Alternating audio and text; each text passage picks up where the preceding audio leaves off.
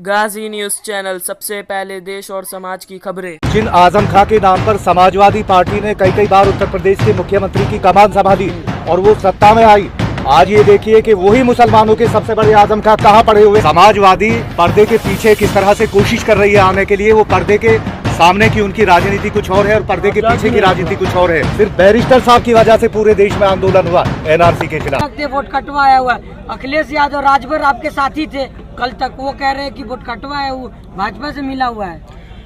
देखिए, वो इसलिए ऐसी बात कह रहे हैं कि आज तक सबने मुसलमानों का वोट इस्तेमाल करके और अपनी कुर्सी बचाने और सत्ता भोगने का काम किया है। आप ये देखिए कि समाजवादी पार्टी के पास अपना कोई जनाधार नहीं है, मुसलमानों की वोट पर राजनीति करती है। बहुजन समाज पार्टी के पास दलितों के अलावा दूसरा कोई जनाधार नहीं है, मुसलमानों की वोट पर राजनीति करती है। कांग्रेस के पास अपना कोई बेसिक वोट नहीं है, मुसलमानों की राजनीति की बात करती है।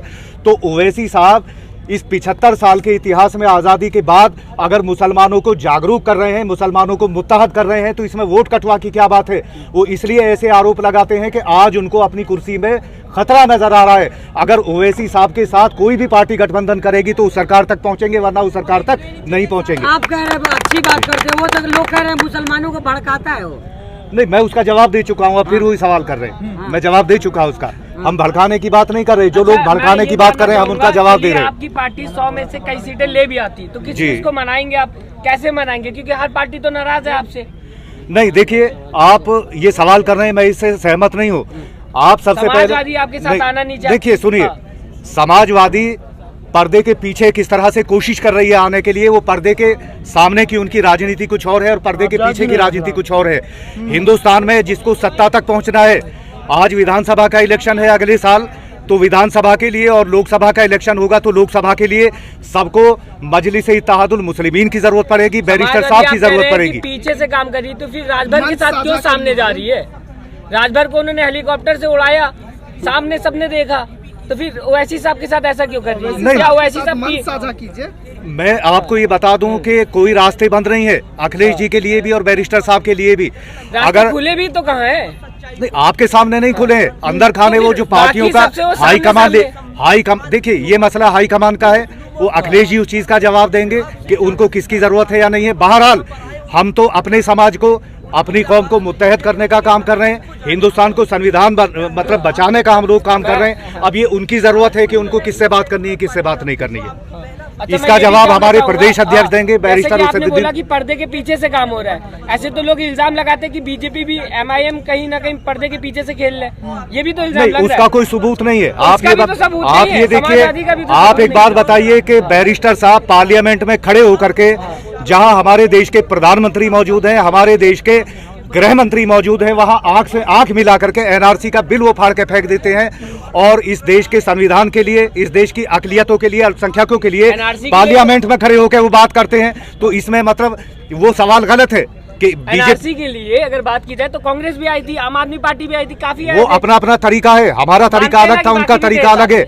आप ये देखिए कि कांग्रेस की वजह से या दूसरी पार्टियों की वजह से पूरे देश में आंदोलन नहीं हुआ है NRC के खिलाफ, सिर्फ बैरिस्टर साहब की वजह से पूरे देश में आंदोलन हुआ NRC के खिलाफ। अच्छा, आप भूल गए, शायद जामिया से शुरुआत हुई थी इसकी। नहीं, जामिया ने अपना, देखिए, जामिया से शुरुआत हुई तो, लेकिन जामिया वालों का भी कोई तो प्रेरणा स्रोत था, उन्होंने भी कहीं से हौसला तो हासिल किया, और वो हौसला अगर किसी शख्सियत से हासिल किया तो बैरिस्टर साहब से किया उन्होंने। फिलहाल क्या लगता है 2022 में आपकी पार्टी कहां तक उड़ेगी? 2022 में हम इस पोजीशन में होंगे कि हमारे बगैर किसी की सरकार नहीं बनेगी, और इंशाल्लाह उसके बाद जब केंद्र में इलेक्शन होगा लोकसभा का।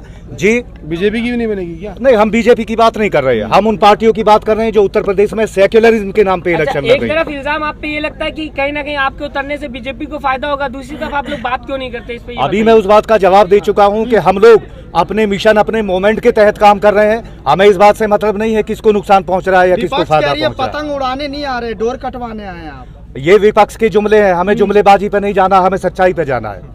जी, अगर बात की जाए मुस्लिमों की, आप लोग मुस्लिम की बात करते, समाजवादी पार्टी भी तो हमेशा मुस्लिम की बात करती है, और उत्तर प्रदेश में अगर बात की जाए तो MY का जोड़ जो है वो सबसे ज्यादा देखने को मिलता है। आपने बहुत अच्छा सवाल किया है। जिन आजम खां के नाम पर समाजवादी पार्टी ने कई बार उत्तर प्रदेश के मुख्यमंत्री की कमान संभाली और वो सत्ता में आई, आज ये देखिए कि वही मुसलमानों के सबसे बड़े आजम खां कहाँ पड़े हुए हैं। समाजवादी का कोई आदमी आया उनके डिफेंस में? आगे क्या वो आज भी नहीं, समाजवादी सवाल आने का नहीं है। आजम खां की हालत जार इस समय जो दयनीय स्थिति है उस पर सबसे ज्यादा अगर बोलने का काम किया है तो बैरिस्टर साहब ने किया है। समाजवादी पार्टी के आदमियों को शर्म आनी चाहिए कि उन्होंने आजम खां के चेहरे को सिर्फ भुनाया, आजम खां के लिए कोई डिफेंस में नहीं आए। उनका परिवार तो आपके साथ नहीं खड़ा है ना, उनका परिवार तो परिवार देखिए, यहाँ परिवार की बात नहीं हो रही है, यहाँ देश के मुद्दों की बात हो रही है।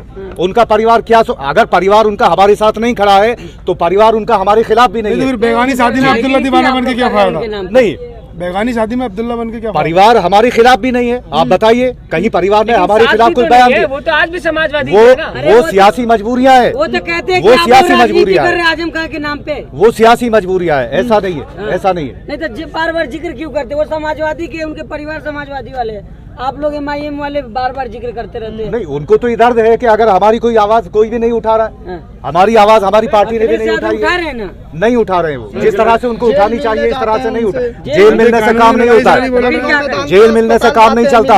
हजारों लाखों कार्यकर्ता उत्तर प्रदेश में समाजवादी पार्टी के हैं, उनको सड़कों पे आना चाहिए था। जेल में मिलाई करने से कुछ नहीं होता। आरोपी है ना वो आजम खान। आप एक बात बताइए, एक तरफ अखिलेश जी आजम खान से जेल में मिलने जाते हैं, दूसरी तरफ योगी जी से मीटिंग करते हैं मुख्यमंत्री हाउस में बैठ के। ये कौन सी पॉलिसी है? मुख्यमंत्री है, उससे सब लोग मिलता है। आप भी कल मिलेंगे, अगर आप ही सीट जीतते तो मुख्यमंत्री से मिलना होगा ना। एक आम आदमी मिले अलग बात है, लेकिन जब कोई पूर्व मुख्यमंत्री मिलता है तो फिर वो कयास आ रही है। उत्तर प्रदेश का मुसलमान बिल्कुल इंतजार में है, साथ देगा और पूरे इत्तेहाद के साथ देगा।